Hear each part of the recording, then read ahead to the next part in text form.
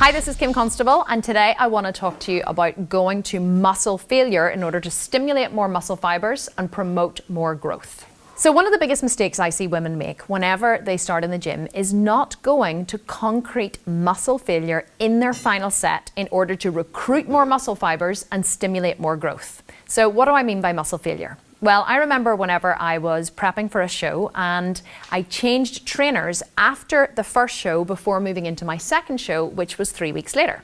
Now, I had been training long and hard whenever I was training by myself. My workouts were sometimes 1.5 to 2 hours long. I was doing 5 to 6 sets of things, and it was just an absolute exertion to get through all of the workouts. So whenever I changed trainers, I changed to a bodybuilder with 20 years experience who was absolutely enormous, obviously very successful at what he was doing. And he brought me into the gym for our first session and he said, well, let's train legs. So we did a couple of sets of leg extensions, and then in the final set, he said, we were doing 10 to 12 reps, and I reached maybe 12 reps and he said, keep going, keep going. So I did another 3 and he said, keep going, and I did another 5 and he said, keep going. And I was like, what on earth are we doing? Like 25 reps in my final set. I actually couldn't even move my legs anymore. When I couldn't move my legs anymore, he said, okay, good, you can stop. So I stopped. I was like, well, that was weird. So after the leg extensions, we moved on to Smith squats. So he put me on the Smith and I did, 10 reps with the bar. And then he threw, 10 kilos on each side, and I did another 10 reps. And then he threw another 10 kilos on each side, and I thought, okay, this will probably be my final set. So I did another 10 reps, and I really struggled on the last 3 reps. And then he threw another 10 kilos on either side, and I realized we were going for a final set. Now, we were doing 80 kilogram squats when I had only been doing 60 kilograms for my top set. To say I was shocked was an understatement. So I managed the first 3 to 4 reps by myself. By the 5th rep, I was really, really struggling. And he had to just give me a little lift on either side with the bar. So I pushed up to 6 reps thinking he was going to let me stop. No way. He said, keep going, keep going. So I did 7. I was really struggling. He said, keep going. By 8, I felt like crying. He said, keep going. By 9, I was sounding like I was giving birth. And he said, keep going. And on the 10th rep, it took me probably 4 to 5 seconds to get from a full squat position to a standing position. Then he said, okay, now you're done. Boom, I re-racked the bar.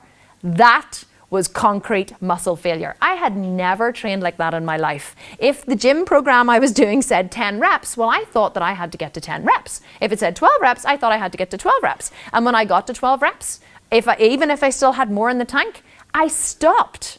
Now, that is the worst possible thing you can do, because whenever you're training, you want to try and recruit as many muscle fibers as you possibly can. But if you push to 10 reps and you can move 10 reps and you've still got more in the tank, then you have more muscle fibers to recruit.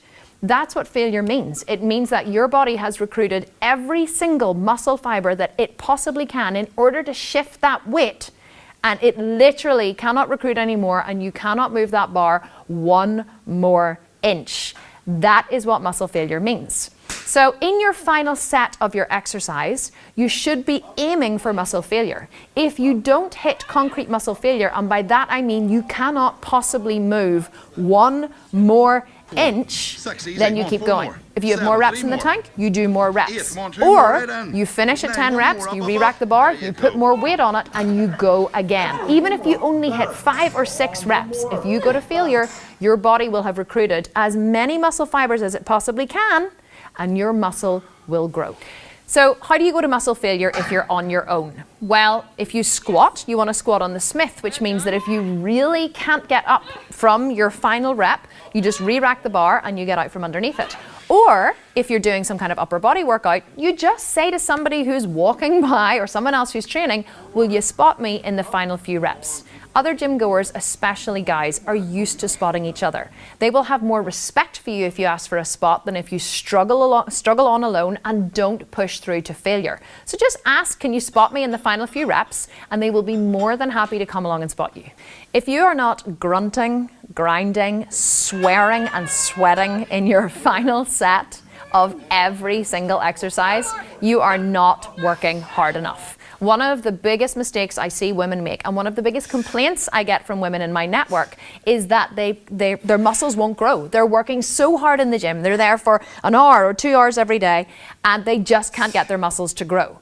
The problem is they're not hitting muscle failure. So the muscle has no reason to grow. Your muscle only has a reason to grow if you give it a reason to grow. If you can lift or you can bench press a 40-kilogram bar, and you bench press a 40-kilogram bar for 10 reps, then your muscle will not grow any more muscle than enough muscle to push a bench press at 40 kilograms.